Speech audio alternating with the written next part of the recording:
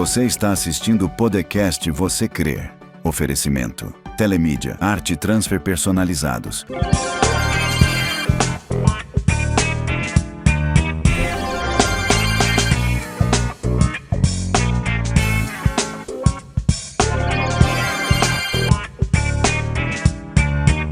Olá, paz do Senhor Jesus a todos vocês, o Você Crê. Estamos aqui na Assembleia de Deus, no 21º Congresso de Missões e também, nesse particular, estamos também tendo um fórum nacional de líderes para jovens e adolescentes, para toda a liderança, um Fórum Nacional que está vindo, veio diversos pastores lá de São Paulo ministrar e também temos a honra de receber aqui do nosso estado o pastor Silas Queiroz, que vai estar contando um pouquinho da sua trajetória, das suas experiências de fé, tudo que Deus tem feito, O pastor Silas Queiroz pertence à convenção estadual aqui do nosso estado, faz parte, também já fez parte do comentarista, das lições bíblicas. Então, assim, o pastor tem uma referência, é uma referência para nós aqui, para nós assembleianos, Glória a Deus. E nós vamos dar um bem-vindo para ele. Paz do Senhor, pastor. Paz do Senhor, irmã Antônia. Que prazer estar aqui contigo, viu? Uma honra para mim. Sim, pastor. Privilégio. Amém, glória a Deus. E para nós também é uma honra, porque nosso programa tem o objetivo de levar testemunhos, histórias de superação e fé para as pessoas. Por quê? Porque pessoas, muitas das vezes, estão sem esperança, sem fé, perdendo o norte da situação e às vezes ouvir a sua história, ouvir um testemunho, elas serão edificadas. Então esse é o nosso objetivo do programa e nós gostaríamos, pastor, de conhecê-lo, Senhor, de conhecer a sua história, tudo que Deus tem feito, a sua trajetória de vida. Fica à vontade. Eu poderia dizer, não assim por um chavão, um lugar comum, mas eu posso dizer que a minha vida é um milagre, Que bênção, pastor. Porque o fato de eu poder estar aqui hoje, tendo a oportunidade de servir a Deus e participar desse fórum, participar desses eventos, estar colaborando com a Casa Publicadora, para mim isso é um grande milagre. Eu sou de uma família muito simples, e posso dizer também pobre do ponto de vista material.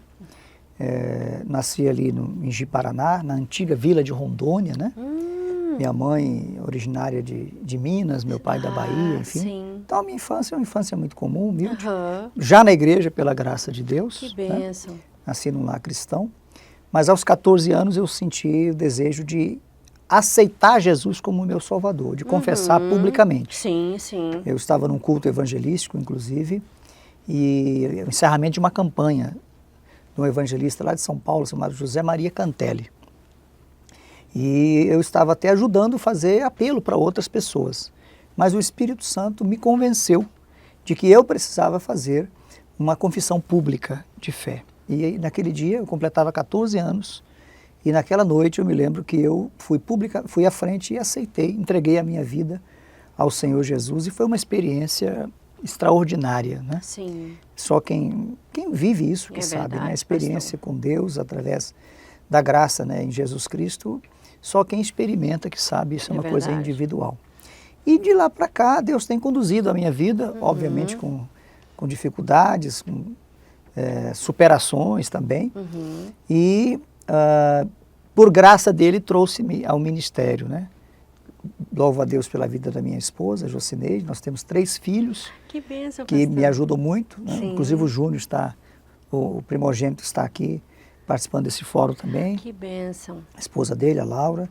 A Carol, ela é médica, está em Campina Grande terminando residência em endocrinologia. O Gabriel, que é o mais novo, está estudando direito, trabalha com o irmão dele, todos pela graça de Deus, servindo a Deus na igreja. Que bênção.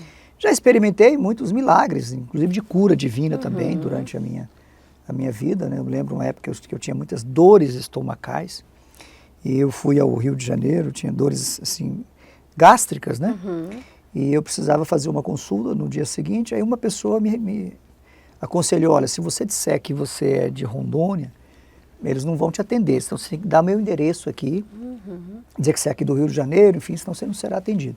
E naquela noite, antes de me deitar, eu fui ler a Bíblia e abri num texto de Provérbios que fala sobre a testemunha mentirosa, né? Condenando a mentira. Sim. E eu fiz um propósito no meu coração que eu não ia mentir, ia falar a verdade. E no outro dia fiz a ficha falando a verdade, o médico me atendeu, não me refutou, não negou atendimento, me encaminhou para fazer endoscopia, eu fiz a endoscopia, não deu nada. E eu nunca mais senti dores de estômago. É um testemunho que eu dou porque é uma experiência minha, isso é uma realidade. Verdade. Eu sentia fortes dores Sim. gástricas, talvez fosse uma gastrite, alguma coisa. Mas vivi essa experiência. E outras experiências de cura divina da minha filha, Carol, por exemplo, que numa certa noite ela reclamou que não estava sentindo as pernas e não conseguia andar. A gente tentou colocá-la de pé para andar, ela não conseguia e a gente se angustiou. Eu e a Jocineide nos angustiamos com aquilo. Sim, claro. E começamos a orar a Deus. Sim. Orar, passar as mãos nas pernas dela, era muito pequena ainda. E de um momento para outro, pela graça de Deus, ela firmou, né, as pernas e voltou a andar normalmente e nunca mais sentiu problema nenhum nas articulações, enfim, é perfeita. Eu creio que isso foi um grande milagre também. Sim. Não há explicação, aquilo que a gente não explica, mas que é uma realidade, são milagres. São milagres, Então, isso assim, mesmo. quero bem dizer a Deus pelo seu trabalho aqui, que um podcast como esse, para que as pessoas deem testemunho, né, do que elas têm recebido, para contribuir com a fé de outras pessoas, né? O testemunho é importante nesse sentido. É verdade. E pastor, na conferência, né, no fórum, né, que foi feito, o senhor participa também ali da bancada, né? Perfeito. Então, nós, né, pelo menos que eu me considero jovem ainda, é muito importante ser feito esse trabalho, né, e ser convidado, né, para participar, né, e dar a sua instrução, né? E qual é o assunto que foi falado hoje, né, na sua parte? Né? Eu participei do painel que fala sobre a atualidade da declaração de fé das Assembleias de Deus. Olha aí que bênção. A declaração Fala um de fé pouquinho. é um documento confessional. Né? Ao longo dos 2000 anos da história da igreja, a igreja elaborou vários documentos confessionais. Sim. O documento confessional é uma declaração é um termo genérico, né? Porque existe o credo, Sim. a declaração de fé e a confissão. São documentos, são interpretações autorizadas das Escrituras, através das quais uma igreja, uma denominação ou uma tradição religiosa declara publicamente no que ela crê. Sim. Então, a declaração de fé é declarar, né, a nossa fé. Então, nós cremos no Deus Pai Todo-Poderoso, né? Sim. Que é um Deus único, mas em 3 pessoas, Pai, Filho e Espírito Santo. Então, cremos na Trindade, né? A divindade plena, tanto do Pai, quanto do Filho, quanto do Espírito Santo. Cremos na doutrina do Espírito Santo, na atualidade dos dons espirituais, porque somos pentecostais. Sim. A doutrina da salvação, cremos na suficiência da graça de Deus para salvar toda a humanidade, todos aqueles que crerem em Jesus como Salvador, né? Então a salvação não vem das obras, mas é pela graça de Deus. As obras são a manifestação da salvação na vida da pessoa, né? E assim por diante. Então a declaração de fé é essa demonstração, né? Declarar quer dizer tornar claro. Sim. E ela tem um efeito interno para a denominação, que é para criar uma identidade doutrinária, para que todos os crentes saibam, através de um documento, o que nós cremos, o que a Igreja Assembleia de Deus brasileira crê. Sim. Em termos de doutrina de Deus, doutrina de Cristo, do Espírito Santo, do pecado, da salvação, de escatologia. Então está tudo lá o que nós cremos. Né?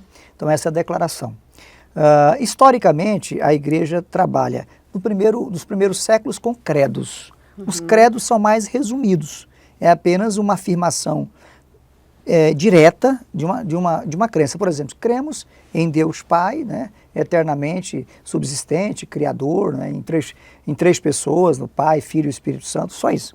A declaração de fé, ela detalha essa crença, né, então ela especifica de maneira mais detalhada essa crença em Deus, o Pai, o Filho, o Espírito Santo, o pecado, a salvação, a graça, a igreja e assim por diante.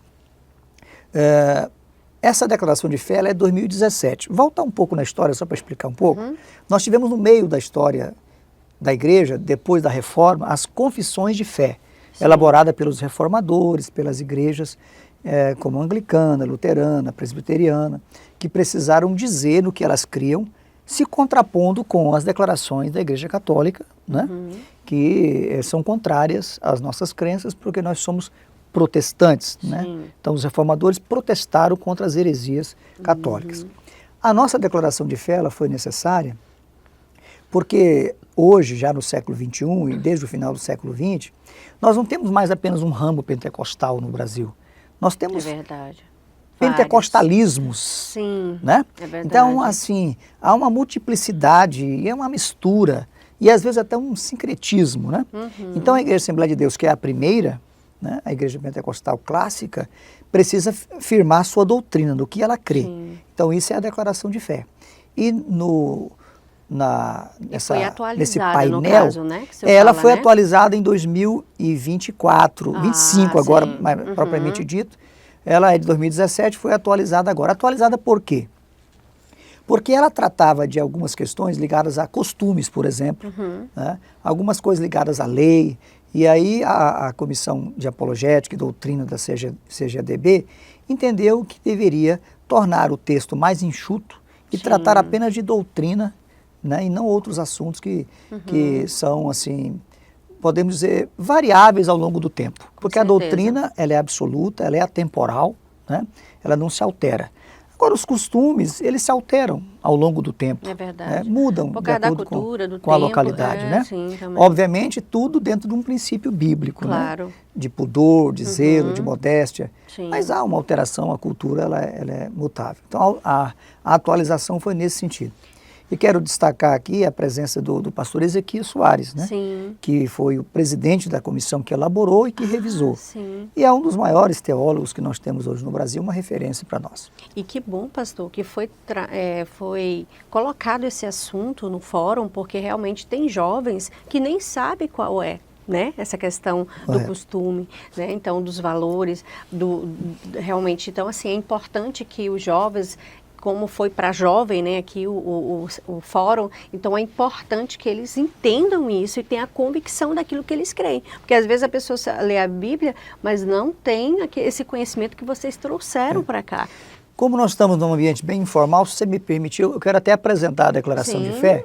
Nós temos aqui um exemplar, né? Sim, que olha bênção. Aqui, ó. Essa é a declaração de fé, né? Veja que é um livro pequeno, que resume todas as grandes doutrinas da Bíblia. Olha Obviamente, isso aqui não é Bíblia, então a Bíblia é a nossa única regra de fé e prática, é inerrante, é absoluta, é atemporal, enfim. O que esse livro aqui, essa declaração faz? Ela resume as doutrinas, né? Por exemplo, o capítulo 1, sobre as Sagradas Escrituras. Então vai tratar da inspiração, da autoridade, da estrutura, da classificação, do propósito, do poder. Vai falar dos livros apócrifos, para que a pessoa vai ler a nossa Bíblia e vai procurar uma Bíblia católica, por exemplo, e vai encontrar livros que nós não temos. Por quê? Então aqui vai explicar. Ah, sim. Né? Que bom. Capítulo 2, sobre Deus, a função das três pessoas da Trindade. Deus Supremo, Eterno, Criador, o propósito de Deus, os nomes de Deus. O capítulo 3, o Senhor Jesus. O 4, o Espírito Santo, enfim. Sim. Tudo aquilo que eu já detalhei para você. Aqui nós temos isso aqui em 14 capítulos, né? Concluindo aqui sobre o juízo final, que já é aqui uma abordagem escatológica. E quem puder ter acesso e estudar, isso aqui é um resumo. A gente está vivendo uma correria, não tem tempo para tanta coisa. Aqui você consegue estudar, em resumo, toda a nossa teologia. Nós temos livros teológicos grandes.